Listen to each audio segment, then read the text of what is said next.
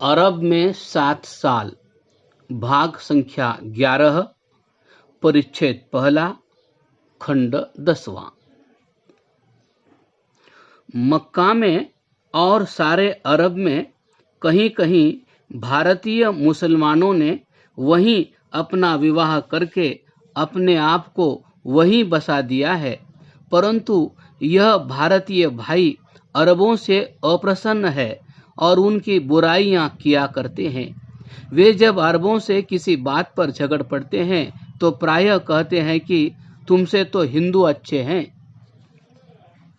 जो मेरे मुसलमान भाई भारत में अरब के राग आलापा करते हैं, उनकी जो दशा अरब में होती है वहाँ के रहने वालों से ही पूछिए। अरब के बड़े बड़े नगरों में बसे हुए भारतीय वहाँ के अरबों से बेहद दुखी हैं।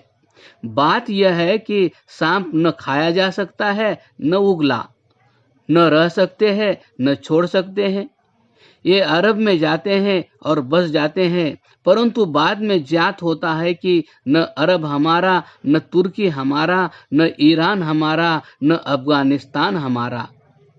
ये तो केवल दिल बहलाने के ख्याल है। अरब में बिरादराने की कुछ सुनवाई नहीं। जैसे इस्लाम में अकल को दखल नहीं, ठीक उसी प्रकार बिरादराने वतन का इन देशों में दखल नहीं। इन्हें हनूद और हिंदी कहा जाता है। तुर्की में जाते हैं तो बुर्का और दाढ़ी को विदा करना पड़ता है। मैं किसी राजनीतिक विवाद में नहीं पड़ना चाहता, परंतु तुर्की इन बिरादराने वतन को भली प्रकार जानता है। इसी कारण से मौलाना शौकत अली तुर्की में अपनी सूरत तक नहीं दिखाते। यह मौलाना विश्व के मुसलमानों की एक कॉन्फ्रेंस फिलिस्तीन बैतुल मुकद्दस में कर रहे थे। इस कॉन्फ्रेंस में न खिलाफत कमेटी बन सकी और न ही मौलाना साहब खलीफा बन सके। मैंने वहां मौलाना को कहा था कि जिस तुर्की ने खिलाफत कमेटी तोड़ी है, आप वहीं तशरीफ क्यों नहीं ले जाते, वरना व्यर्थ है यह कहना कि तुर्की हमारा, तुर्की हमारा। तुर्की में बिरादराने वतन की एक नहीं सुनी जाती। अब थोड़ा वृत्तांत ईरान का भी सुनिए। वहाँ सब शिया लोग बसे हुए हैं। बादशाह रज़ाशाह पहलवी है। ईरान के लोग सिर पर एक विशेष ढंग की टोपी पहनते हैं जो पहलवी कैप के नाम से प्रसिद्ध है। दाढ़ी का यहाँ भी सफाया हो चुका है। ईरानी लोग शिया है और वहाँ के भारतीय मुसलमान प्रायः सुन्नी है। सांप और नेवले की सी इनकी मित्रता है। वहाँ भी बिरादराने वतन लाचार है, इनकी कोई नहीं सुनता। ऐसे ही अफगानिस्तान की दशा है। वजीरिस्तान के झगड़े से अनुचित लाभ उठाकर मुसलमान झूठ मूठ फैलाया करते हैं कि पठान हमारे साथ है। इसमें कितना सत्य है यह मैं बताता हूँ। मैं सीमा प्रांत का निवासी हूँ। सीमा प्रांत में हिंदू बहुत कम है और सब निहत्थे है। वजीरों के पास हथियार है। वे रात को अंग्रेजी इलाका में डाका डाल जाते हैं और माल असबाब लेकर पहाड़ियों में छुप जाते हैं। हिंदुओं पर सरकार की इतनी रुकावटें लगी हुई है कि वे अपनी रक्षा करने में भी असमर्थ है। यदि हिंदुओं को हथियार दे दिए जाए और पठानों पर हमला करने की आज्ञा दे दी जाए तो हम थोड़े से सरहदी हिंदू अर्थात आर्य भी उनका खात्मा कर सकते हैं। बिरादराने वतन हमें यह कहकर डराते हैं कि पठान हमारे साथ है। अरब, तुर्की, ईरान, अफगानिस्तान की धमकियां दी जाती है और हम अपने घरों में बैठे हुए इन बातों की सत्यता पर विश्वास कर लेते हैं। मैं जब इन देशों में गया तो ढोल का पोल खुल गया। देखने में कुछ और ही आया। इन देशों को तो उल्टा यह डर है कि यदि भारतवर्ष स्वतंत्र हो गया तो हिंदू अवश्य उन पर आक्रमण करेंगे। खैर, मैं इस वार्ता को यही छोड़ता हुआ मक्का से प्रस्थान करता हूँ। जबल तायब से लौटकर इस बार जब मैं मक्का में ठहरा तो वहाँ से हाजी सब जा चुके थे। जो दशा कॉलेजों की छुट्टी हो जाने पर लाहौर की होती है, वही अब मक्का की थी।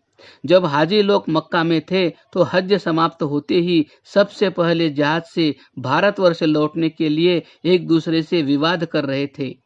बहुत से तो मदीने में भी नहीं जाना चाहते थे, क्योंकि वहां जाने से 12 पाउंड किराया और मत्थे पड़ता था। पाउंड का मोल भी मक्का में 20 रुपया होता है। मेरे मौला बुला लो मदीने मुझे वाले गीत ये खबर नहीं मक्का में जाकर क्यों भूल गए। सच है हाथी के दांत खाने के और दिखाने के और। मक्का से जिद्दा बंदरगाह को प्रस्थान।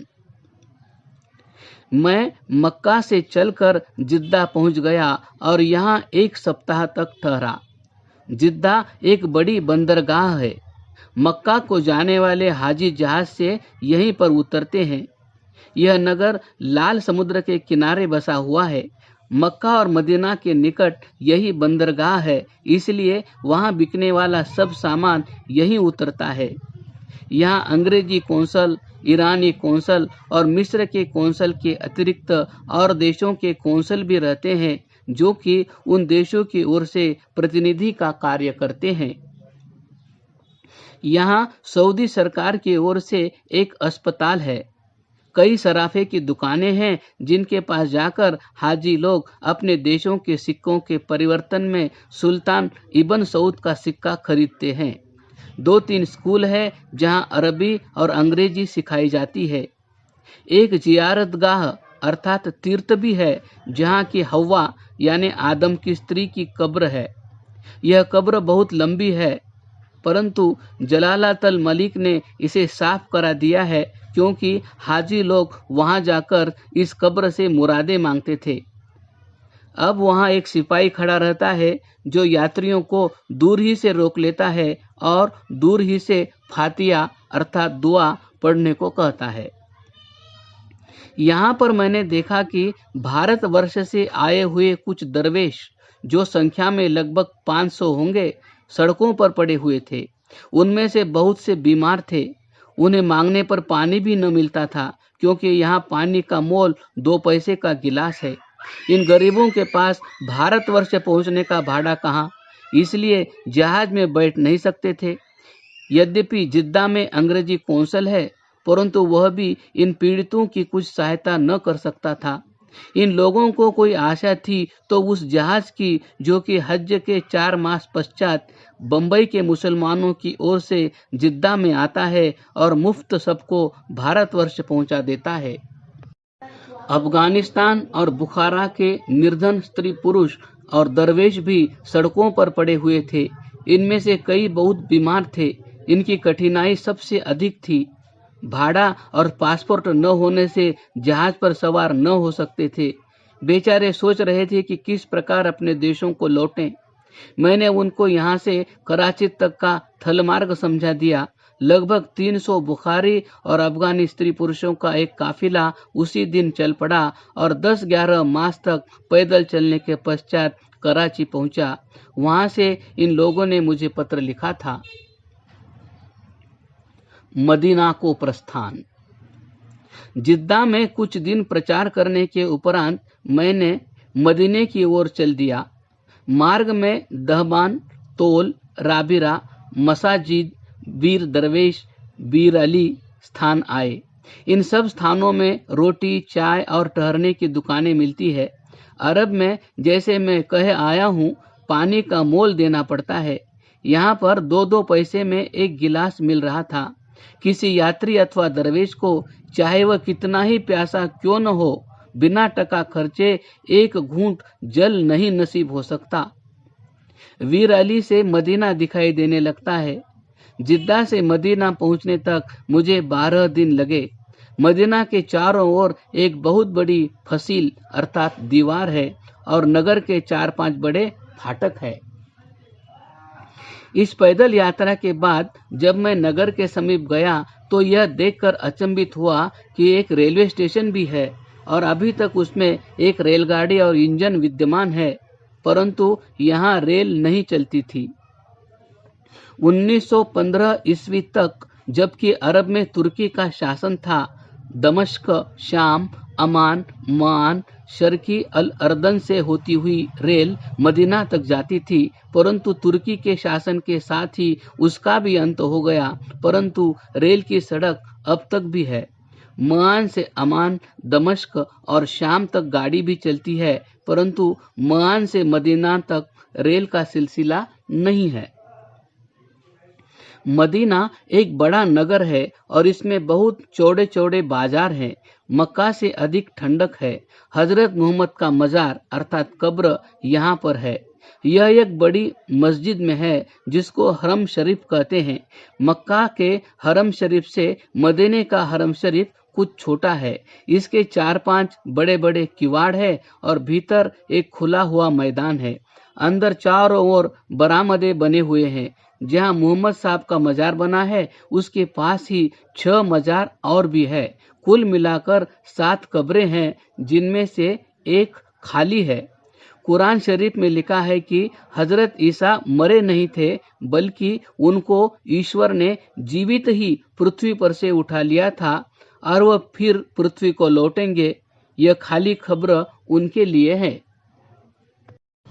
हजरत ईसा के बारे में ईसाई लोगों का विचार यह है कि उन्हें फांसी दे दी गई थी। फलतः बैतुल मुकद्दस अर्थात फिलिस्तीन में ईसाइयों का एक बड़ा भारी गिरजा है जिसे अरबी में कनीसातल कियामा कहते हैं। इस गिरजाघर में संसार भर के ईसाई इकट्ठे होते हैं। इसमें हजरत ईसा के भिन्न भिन्न चित्र है, जिनमें से एक में उनको फांसी पर लटकाया हुआ दिखाया गया है। ये चित्र संसार के सब बड़े बड़े नगरों में मिलते हैं। जब गोलमेज कॉन्फ्रेंस लंदन से लौटते हुए मौलाना शौकत अली, जाहिद अली, शफी दाऊदी साहब पटना, मौलाना गुलाम रसूल मिहर, संपादक इनकिलाब लाहौर और सर इकबाल फिलिस्तीन आए थे तो मिहर साहब कनीसातल कियामों को देखने के लिए गए थे। संयोग से मैं भी वहां पर था। मैंने मिहर साहब का ध्यान मसीह के उस चित्र की ओर दिलाया जिसमें उसको फांसी पर लटकाया गया था और पूछा कि यदि ईसा मर चुके हैं तो मदीना में उनकी कब्र क्यों खाली पड़ी है। यह सुनकर वे हंस पड़े और कुछ उत्तर न दे सके। मदीना में हजरत ईसा की जो कब्र अभी तक खाली पड़ी है उसको गुलाम अहमद कादियानी ने भरना चाहा था। इसलिए उसने अपने आप को मसीह मऊद अर्थात लौटा हुआ ईसा प्रसिद्ध कर दिया। परंतु गुलाम अहमद साहब ने इतना नहीं सोचा कि पिछले समय के लोग सीधे साधे होते थे। उनमें जो चालाक होता था नबी या रसूल बन जाता था। इस नए युग में गुलाम अहमद साहब कादियानी की एक न चली, उल्टा सुन्नी मुसलमान उसके विपक्ष में हो गए और ऐसे बिगड़े कि गुलाम अहमद और इसके अनुयायियों पर कुफ्र का फतवा लगा दिया गया। यह फतवा इस्लामी शरीयत के अनुसार मैं समझता हूँ उचित था। फलतः हजरत ईसा की कब्र अभी तक खाली पड़ी हुई है। देखिए किसके भाग्य में इसमें घुसना लिखा है। कब्र का खाली रहना ठीक नहीं, इसलिए किसी न किसी को उसमें धकेल ही देना चाहिए क्रमशः।